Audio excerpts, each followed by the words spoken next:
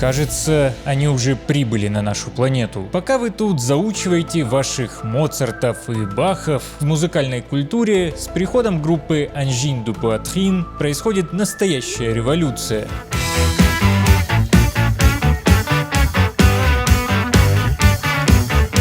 Ладно, может, с революцией я погорячился, но заруба мощная.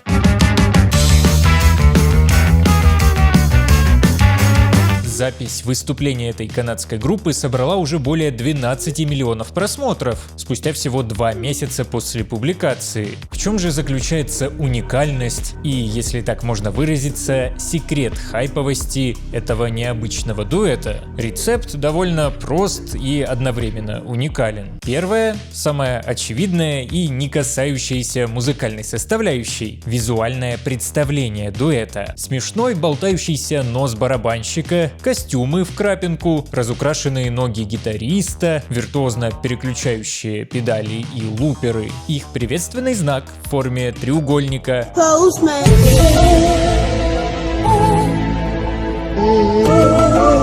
отсылающий нас к мему с иллюминатами, который с радостью подхватили новоиспеченные фанаты по всему миру. Необычная гитара с 2 грифами, где верхняя часть заменяет электрогитару,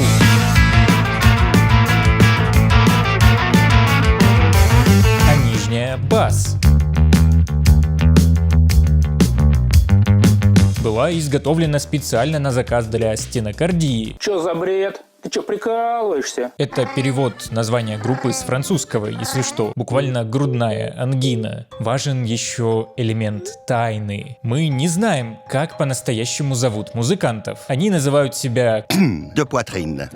Et moi, клек de poitrine. Что создает образ реальных пришельцев, которые спустились к нам на Землю. Зацените комменты под видео этой группы в Ютубе. Это то, как выглядит конец числа π. Странная часть начинается на 000. Я рад видеть, что у моих воображаемых друзей с детства все хорошо. Когда они анонсируют мировое турне, я надеюсь, они уточнят, в каком мире. Кстати, они от этого уже недалеко, благодаря их резко возросшей популярности в последнее время. Если что, группа существует уже с 2019-го, и сейчас у них, наконец, запланированы концерты в Европе, США и Канаде. Ребята, вы выступаете на свадьбах, когда твой корабль сломался и тебе нужно найти работу на Земле. Так вот кого команда Артемиды 2 привезла к нам домой. Это звук лизания 9-вольтной батарейки. И шутка, которая теряется в русском переводе, четверть тона, или, как говорят на английском, шага для гитары и огромный прыжок для человечества. Если вы не поняли, о чем говорит последний комментатор, то вам, во-первых, стоит прочитать про первый полет человека на Луну, а во-вторых, у вас есть я, чтобы объяснить вам концепцию микротоновой музыки, которую на самом деле не так уж и сложно понять, если вы родом с Марса, конечно. Я-то родом со Сникерса. И рассказал об этом в своем телеграм-канале по ссылке в описании. В западной музыке принято разделять одну октаву на 12 равномерно настроенных звуков. Это называется темперацией, то есть в нашем случае математической формулой, где каждая новая нота с одинаковым названием, но на октаву выше, например, будет иметь частоту ровно вдвое больше, чем оригинальная нота. Например, ля первой октавы 440 Гц, значит, ля второй октавы 880 Гц. А можно без музыки? При этом, если мы взглянем на частоту нескольких нот на клавиатуре фортепиано, можно обратить внимание, что между нотой фа и ля расстояние в 4 полутона, то есть расстояние между ними 4 клавиши на фортепиано или 4 лада на гитаре. При этом между 349 и 440 герцами есть еще огромное количество цифр, а значит нот, которые мы не можем услышать из-за нашей правильной настройки. Фактически этот интервал можно разделить на 5 ровных частей, на 6, да хоть на миллион. У меня в конте, кстати, есть микротональное фортепиано, где одна октава была разделена на 88 микротонов. Буквально на все клавиши фортепиано. Полет шмеля там звучит примерно вот так. просто хвастаюсь. Можно поступить как группа Engine du Poitrine и каждую привычную нам ноту разделить напополам, получив так называемые четверти тоны. Интересно, что в музыкальной нотации даже есть знаки, которые обозначают эти полудиезы и полубемоли. И для того, чтобы исполнить все эти микротональные прелести на гитаре или басу, необходимо разделить привычные лады напополам. Но вообще-то, чтобы сымитировать такой эффект, можно лишь достаточно сильно потянуть струну наверх или вниз. Это так называемый бенд, который используют повсеместно джаз и рок-гитаристы.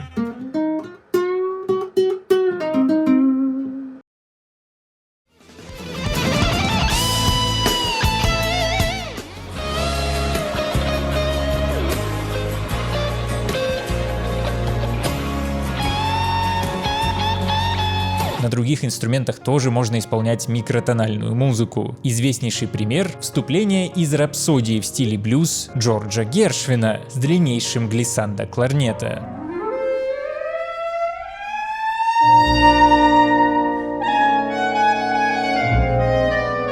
При этом подобные исполнительские приемы остаются именно эффектами, которые не влияют на общее звучание лада, в отличие, например, от арабских макамов, которые можно, конечно, попробовать записать западной нотацией, но без микрохроматики звучание лада уже будет не аутентичное, не тот рахат лукум.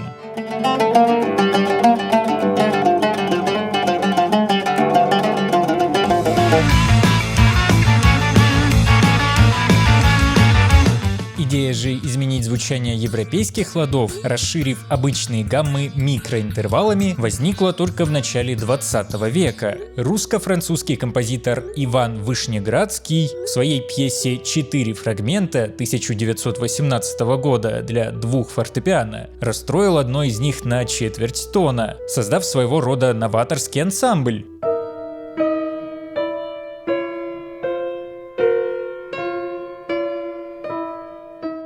Лицо настройщика фортепиано после репетиции этой пьесы представили. Кстати, если вы перематываете все мои видео, когда я начинаю говорить о классической музыке, вот вам пример микроинтервалов в поп-песне.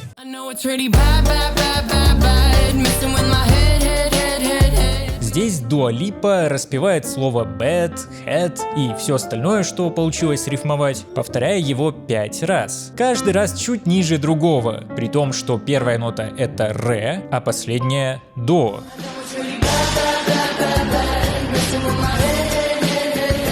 То есть между ними расстояние всего в один музыкальный тон. Я нашел поп-песню, которую невозможно сыграть на фортепиано. Помимо концепции микротональности, канадские инопланетяне используют сложные размеры и полиметрию. В треке «Мата Зиклек» они пользуются размером 5/8, наслаивая его поверх ракешного барабанного ритма в типичном размере 4/4. Таким образом, каждый второй такт вместо бочки начинается со звука снейра.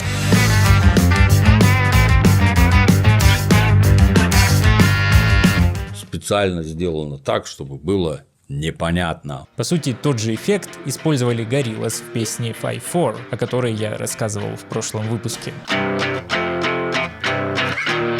Кстати, этот прием тоже не чужд классической музыке. В первой сцене истории о солдате Стравинский, меняя размер такта для всех инструментов, оставляет играть басу прежний мотив в 2/4, создавая такой же полиметрический эффект, что и ребята из Engine du Poitrine.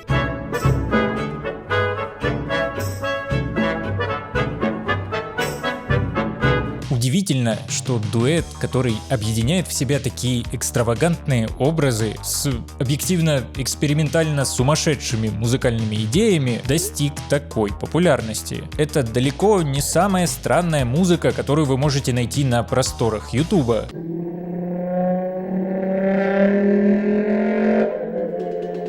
Далеко не самые новаторские идеи, которые смогли воплотить в жизнь музыканты.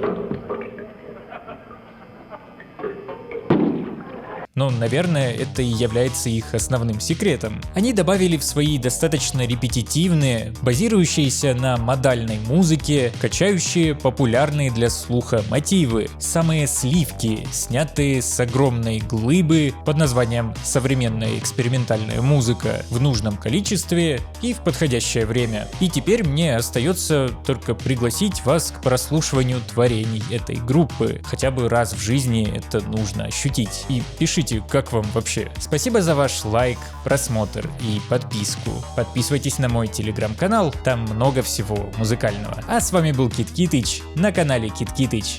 До свидания!